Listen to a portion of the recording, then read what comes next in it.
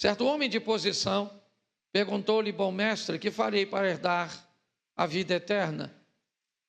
Respondeu-lhe Jesus: por que me chamas bom?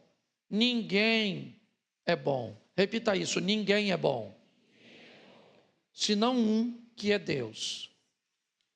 Não precisa repetir, não. Era só o ninguém é bom. Vamos para o 20. Isso. Sabes os mandamentos? Não adulterarás, não matarás, não furtarás, não dirás falso testemunho, honra o teu pai e a tua mãe. Replicou-lhe ele: tudo isso tenho observado desde a minha juventude. Ouvindo, Jesus disse-lhe: uma coisa ainda te falta. Vende tudo o que tens, dá aos pobres, terá um tesouro nos céus. Depois vem e segue-me. Mas ouvindo ele estas palavras, ficou muito triste, porque era riquíssimo. E Jesus, vendo assim triste, disse: quão dificilmente entrarão no reino de Deus os que têm riquezas. Pode continuar. Porque é mais fácil passar um camelo pelo fundo de uma agulha do que entrar um rico no reino de Deus.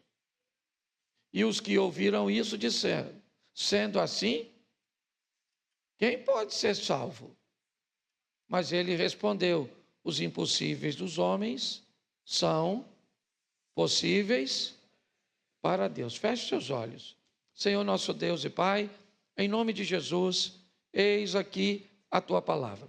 Continua falando conosco, usa-me como um canal de bênção, em nome de Jesus. Amém. Glória a Deus. Amém.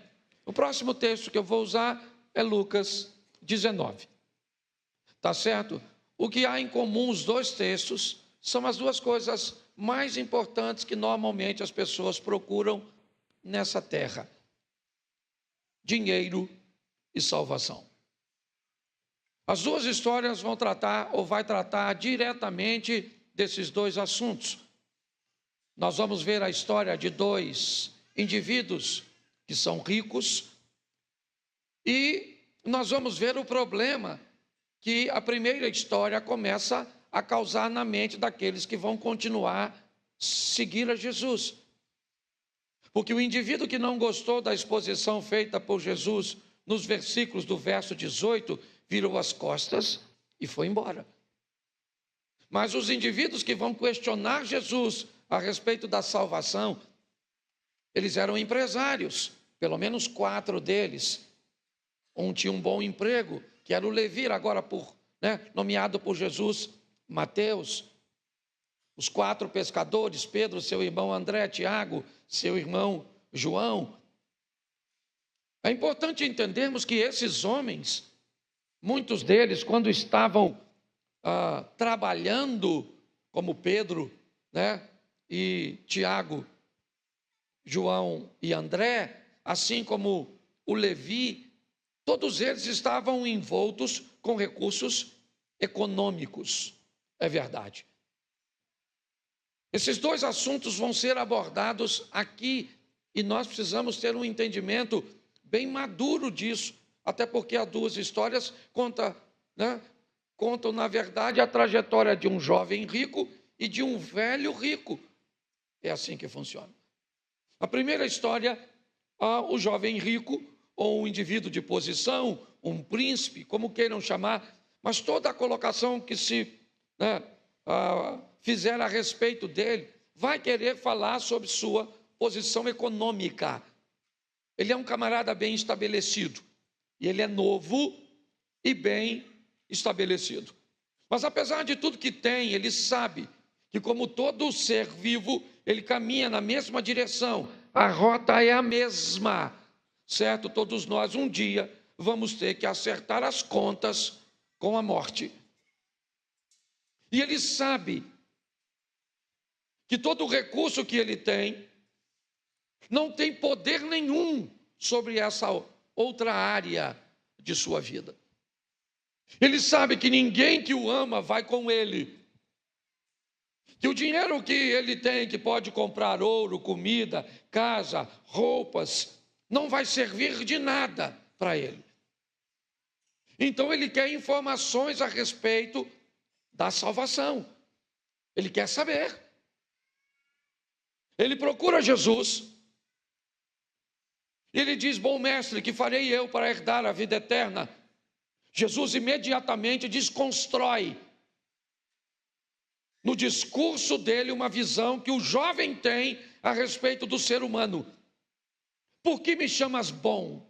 Bom não há nenhum, somente Deus. Jesus está dizendo para ele o seguinte: não há nenhum, se o assunto é salvação, ninguém é bom o suficiente para ser salvo. Por mais que obedeça às Escrituras, por mais que seja um cidadão de bem, aliás, isso é obrigação de todos nós, independente de sermos cristãos ou não. Jesus diz: por que você está me chamando bom? Bom não há nenhum.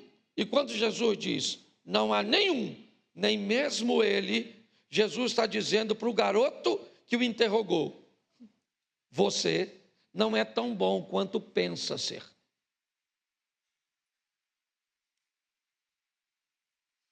E Jesus pergunta a ele: você conhece as Escrituras? Ele diz: conheço. Os mandamentos: não roubarás, não matarás, não dirás falso testemunho, honrará teu pai e a tua mãe. Ele diz: conheço e observo, busco cumprir desde a minha infância, porque ele é novo. Jesus disse: mas ainda te falta uma coisa. Uma coisa. Pega tudo o que você tem, vende. Até aí não está ruim. Depois de vender, pega e dá para os pobres. Aí ficou ruim. Depois você, quando não tiver nada, vem atrás de mim e me segue. Bom, preste atenção. Jesus vai dizer duas coisas para ele. Primeiro, se você quer ser salvo, vem a mim, porque quem vai te salvar sou eu. Por isso, depois que você não tiver dinheiro, vem até a mim. Mas Jesus está dizendo: o problema, garoto, é que você não tem dinheiro, é o dinheiro que tem você. Porque o problema nunca foi o dinheiro. Nunca. E nós vamos ver isso quando chegarmos em Lucas 19. O que Jesus está dizendo para esse garoto é o seguinte: o dinheiro domina você, ele tem controle sobre você.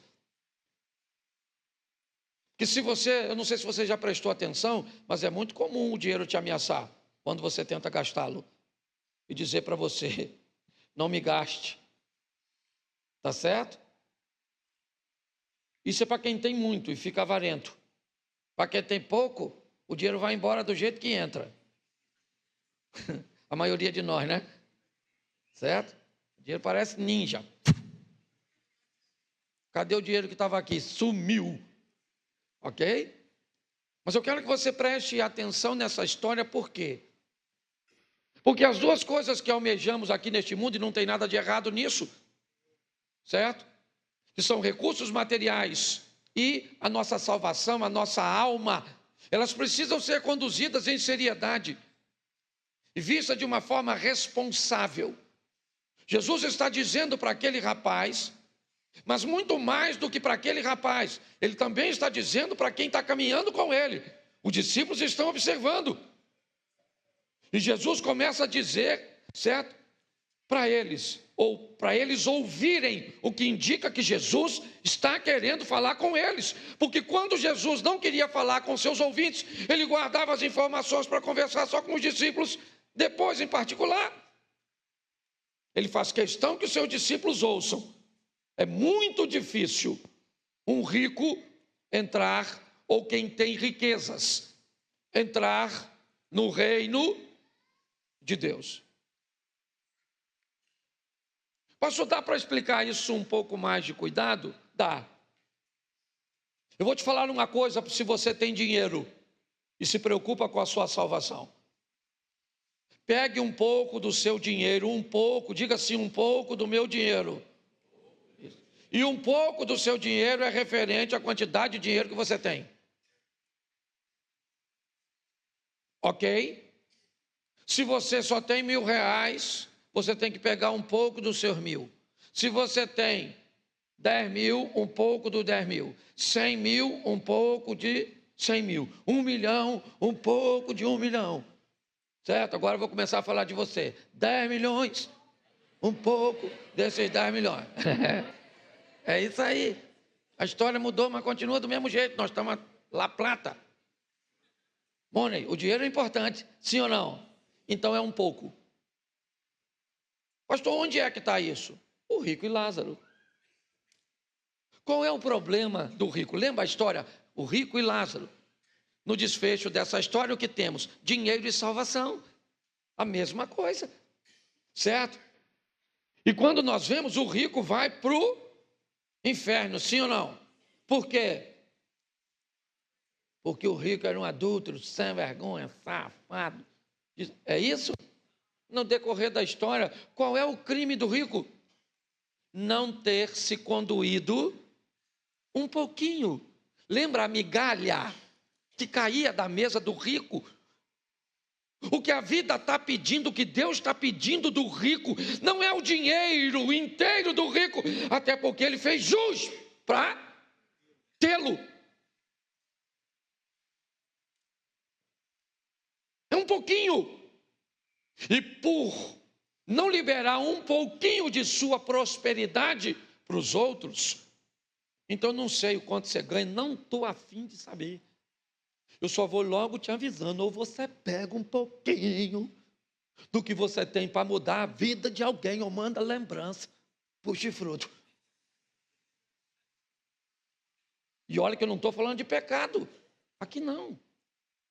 Eu estou falando de negligenciar, estou usando um outro texto, certo? Porque nós temos variáveis infinitas quando o assunto é vida com Deus e salvação e dinheiro. Tá certo? Então Jesus está conversando com este jovem e diz: pega tudo que você tem, vende, dá aos pobres, terás um tesouro no céu e depois vem e me segue. Jesus está dizendo para ele: o que você quer demais, para mim não tem valor nenhum. Por que nosso lema no momento da oferta é dizer a você: o que você representa para nós aqui com sua presença é muito maior do que o que você traz no bolso, porque usamos esse princípio. Você é muito mais importante do que seu dinheiro. Aqui ninguém senta em lugares privilegiados porque tem dinheiro. Pode sentar em determinados lugares porque tem relacionamento. E ele não envolve dinheiro, não. É assim que funciona. Mas o dinheiro é importante, sim. E qual é o problema desse jovem? Ele tem dificuldade de lidar com isso. Quando os discípulos perguntam, eles estão amedrontados, porque eles também querem dinheiro. Então eles começam a questionar: quem então pode ser salvo? Ninguém pode ser salvo. Aí Jesus diz: o que é impossível ao homem é possível a Deus. Mas a história parece encerrada. Mas Jesus precisa continuar ensinando. Então agora Jesus entra em Jericó, no capítulo 19.